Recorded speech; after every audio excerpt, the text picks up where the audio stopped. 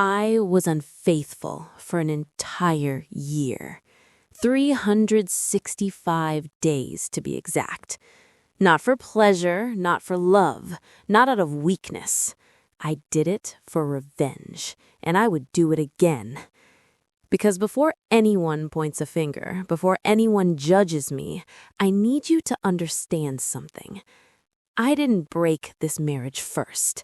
I just learned to play the same game he had been playing behind my back for a long time. It all started on an ordinary day. I was at home when the phone rang.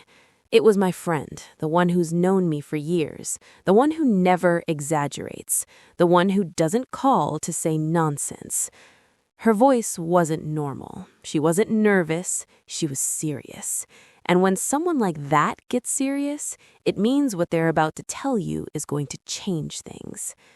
She said she didn't know how to tell me, that she hesitated a lot before calling, but that if it were her, she'd want to know. She told me she had seen my husband, not at work, not with friends, entering a motel with a girl much younger than him, too young for there to be an innocent explanation. At first, I didn't react. My brain did that thing it does when something is too big. It went blank. I asked if she was sure. She said yes, that there was no doubt. She saw him go in, saw him pay, saw him leave with her. I hung up and sat there, not crying, not screaming, not breaking anything, just sitting, feeling something stir inside me. That very night, I looked at him differently. Not because I already knew everything, but because I began to see what I hadn't wanted to see before.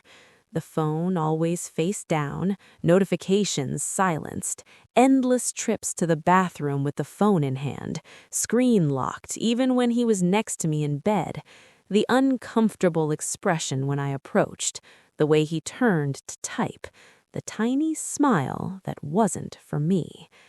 I didn't confront him. I'm not impulsive. I didn't give him the satisfaction of a scene. I preferred to observe, listen, store every detail as if they were pieces of a puzzle I already knew how it would end. And the more I watched, the clearer everything became. He changed the way he dressed, changed his schedule, changed his mood. He was irritable when I asked simple questions, defensive. At the slightest question, he snapped. He told me I was exaggerating, that I was imagining things, that he was tired from working so much. Always tired, always busy, always distant, even when he was right next to me. That's when I confirmed it. Not because I saw him with someone else, not because I had proof, but because the lie was written all over his body, in the way he moved, in the way he avoided me, in the way he hid himself. And that's when I made a decision. I wasn't going to ask for explanations. I wasn't going to beg for the truth from someone who had already lied to me. I wasn't going to sit around waiting for him to choose me. I was going to handle it my way. It wasn't immediate. It wasn't a one-night madness. It was a cold, planned, silent decision. I decided that if he could live a double life, I could too, and better.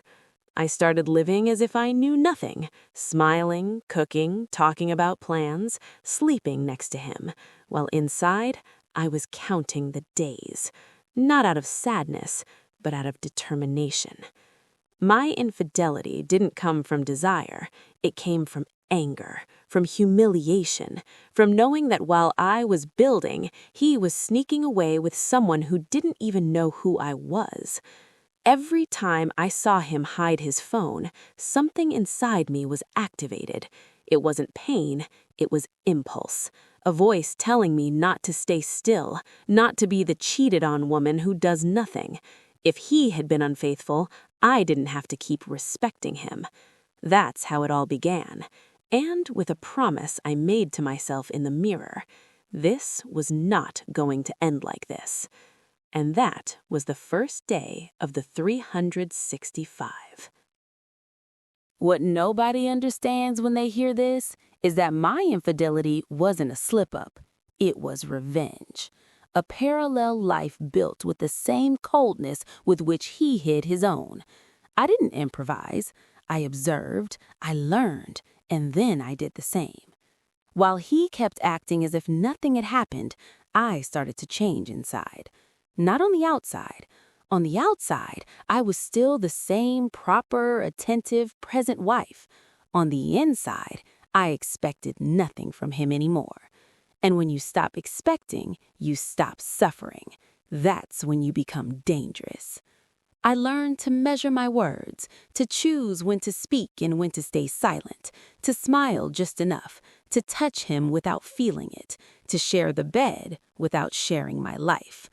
And in the meantime, I started leaving that house, not as a cheated-on woman, but as someone who had decided not to lose anymore. I'm not going to romanticize it. It wasn't pretty. It was fair. I needed to hit him back, but not with a scene, with something worse, something that would last. During that year, my life was divided in two, the woman he thought he knew and the woman I was building. And the most ironic part is that he helped without realizing it. Every time he came home late, every time he locked himself away with his phone, every time he told me I was exaggerating, he gave me more room, more space, more time. I learned to lie without altering my voice, to come home calm and collected, to answer questions without answering anything, to say I was tired when in fact I was more awake than ever, to say everything was fine when it no longer mattered. My infidelity wasn't an escape, it was a takeover. I needed to feel that not everything revolved around his betrayal, that I wasn't the woman waiting for crumbs of attention, that I could decide for myself. And with each passing day, that feeling grew stronger. I watched him look at me without really seeing me. I watched him trust me while he himself was incapable of being faithful.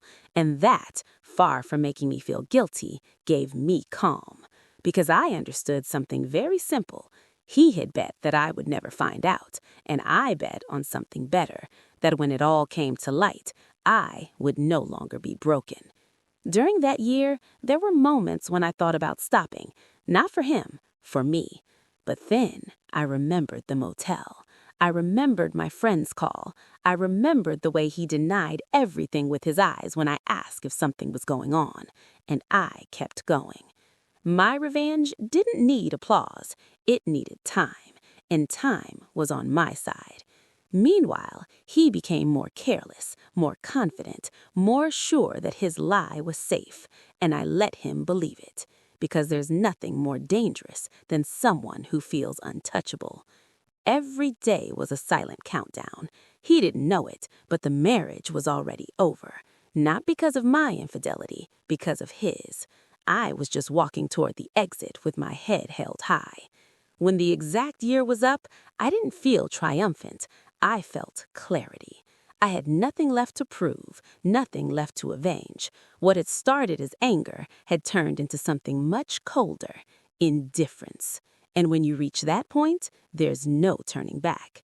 Because the real punishment wasn't what I did during those 365 days. The real punishment was that when the moment finally came to confront him, I no longer loved him. And that hurt him the most. I chose the exact moment. One night, we were sitting face to face. He was talking about meaningless things, as if nothing had happened. I looked at him and thought about how ironic it all was. He thought he still had control, that he could still decide when to tell the truth. He didn't know it was already too late. I asked him to sit down. I didn't raise my voice. I didn't attack. I told him I needed to talk and that it wouldn't be a long conversation. That's when his expression changed, because the body recognizes when something is over, even before the mind does. I told him I knew everything, the motel, the younger girl, the repeated lies. I didn't go into details, there was no need. He didn't deny it, he lowered his gaze. And in that silence, I understood that he had confirmed everything I already knew. But I didn't stop there. I told him that during the past year, I'd also been living a parallel life, that while he was hiding with his phone, I'd already stopped expecting from him, that I'd been seeing other men for a year. That's when he finally looked up. I told him I didn't feel anything, no anger, no sadness. What existed now was distance. That year hadn't just been revenge. It had been my way of saying goodbye without him noticing. He tried to speak, to explain, to justify, to say it had been a mistake. I stopped him. I told him I didn't owe him explanations. That privilege was lost the day he decided to lie to my face and come home as if nothing had happened. I told him I was leaving, that the relationship was over, that it wasn't a threat or a negotiation. It was a fact. I saw him crumble right there, not because I was leaving, but because he realized something too late, that while he played it lying, I had learned to let go, and that doesn't reverse. I calmly gathered my things, no rush, no drama, and I left the house.